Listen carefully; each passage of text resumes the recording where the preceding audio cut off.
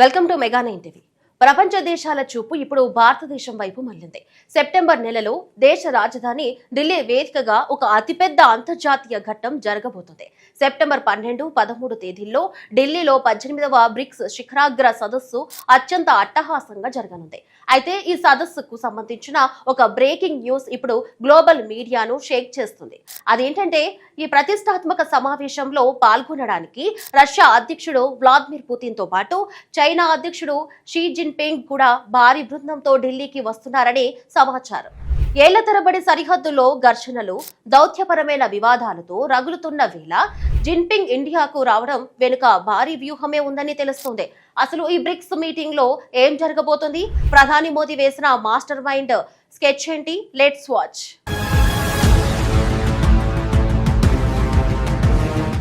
Xi Jinping భారతదేశానికి రావడం అనేది ఇప్పుడు ఒక సంచలనం. ఎందుకంటే ఆయన చివరగా 7 ఏళ్ల కిందట భారత్ కు వచ్చారు.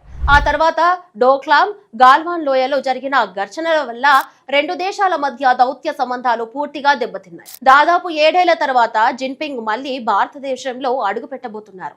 వార్తా సంస్థల కథనం ప్రకారం ఒక భారీ ప్రతినిధుల బృందంతో ఆయన ఢిల్లీలో ల్యాండ్ కాబోతున్నారని తెలుస్తుంది.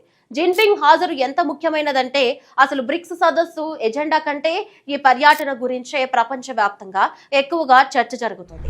ఈ పర్యటన ఇరు దేశాల మధ్య మెరుగుపడుతున్న దౌత్య సంబంధాలకు ఒక బలమైన సంకేతమని అంతర్జాతీయ విశ్లేషకులు భావిస్తున్నారు.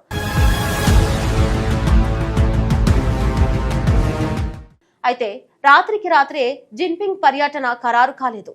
దీని వెనుక భారత జాతీయ భద్రతా సలహాదారు అజిత్ దోవాల్ చేసిన సైలెంట్ ఆపరేషన్ ఉంది.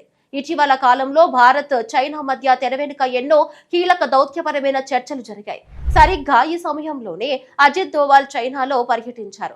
అక్కడ చైనా ఉన్నత అధికారులతో పలు ముఖ్యమైన జాతీయ భద్రతా అంశాలు, సరిహద్దుల శాంతి గురించి ఆయన సుదీర్ఘంగా చర్చలు జరిపారు.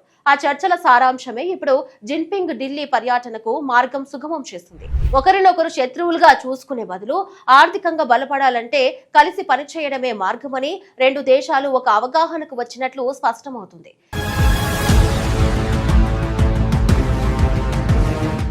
ఇక ఈ బ్రిక్స్ సదస్సులో మరో ఇంట్రెస్టింగ్ పాయింట్ ఏంటంటే రష్యా అధ్యక్షుడు వ్లాదిమిర్ పుతిన్ కూడా ఈ సమావేశాలకు హాజరు కాబోతున్నారు. ఒకే వేదికపైకి మోదీ, పుతిన్, జిన్పింగ్ రావడం పట్ల అమెరికా, పశ్చిమ దేశాలు తీవ్ర ఆందోళన చెందుతున్నాయి. రష్యా, చైనాలు ప్రస్తుతం అమెరికాకు బద్ధ శత్రువులు. ఈ బ్రిక్స్ వేదికగా డాలర్ ఆధిపత్యాన్ని దెబ్బతీయాలని, డీ-డాలరైజేషన్ తీసుకోవాలని ఈ రెండు దేశాలు ప్లాన్ చేస్తున్నట్లు సమాచారం. అలాగే గ్లోబల్ సౌత్ దేశాలను తమ వైపు తిప్పుకోవాలని చూస్తున్నట్లు తెలుస్తుంది. అయితే ఆతిథ్య దేశంలో ఉన్న భారత్ కు ఇది ఒక కత్తి మీద సాము లాంటిదే. ఎందుకంటే మనకు అటు అమెరికాతో, ఇజ్రాయెల్ తోనూ బలమైన సంబంధాలు ఉన్నాయి. అందుకే ఏ దేశానికి వ్యతిరేకంగా ఎలాంటి తీర్మానం పాస్ కాకుండా చూసుకోవాల్సిన బాధ్యత ఇప్పుడు ఢిల్లీపై ఉంది.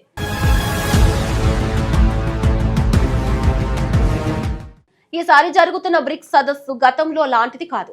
ఒకప్పుడు Brazil, Russia, India, China, south Africa మాత్రమే ఉండేవి. కానీ ఇప్పుడు యుఏఈ, ఈజిప్ట్, ఇరాన్, ఇథియోపియా లాంటి దేశాలు కూడా ఇందులో భాగమయ్యాయి. తాజాగా ఇండోనేషియా కూడా చేరింది. ప్రపంచ జనాభాలో సగం, గ్లోబల్ జీడీపీలో 40% ఈ కూటమి చేతిలోనే ఉంది. సరిగ్గా ఇక్కడే ఇండియా ఒక మాస్టర్ స్ట్రోక్ వేయబోతుంది. తమకు అనుకూలమైన యుఏఈ, ఈజిప్ట్ లాంటి దేశాల మద్దతుతో బ్రిక్స్ వేదికను ఏ ఒక్క దేశానికి, ముఖ్యంగా చైనాకు ఆధిపత్య వేదికగా మారనివ్వకుండా బ్యాలెన్స్ చేయబోతుంది. Cross border digital payments, AI technology లాంటి సానుకూల అంశాలపై ఈ సదస్సులో భారత్ చర్చలను ముందుకు తీసుకెళ్లనుంది.